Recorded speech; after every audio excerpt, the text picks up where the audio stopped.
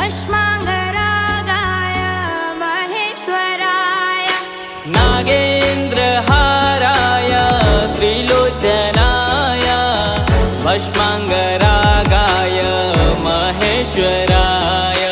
नित्याय शुद्धाय दिगम्बराय तस्मै नकाराय नमः शिवाय नित्याय शुद्धाय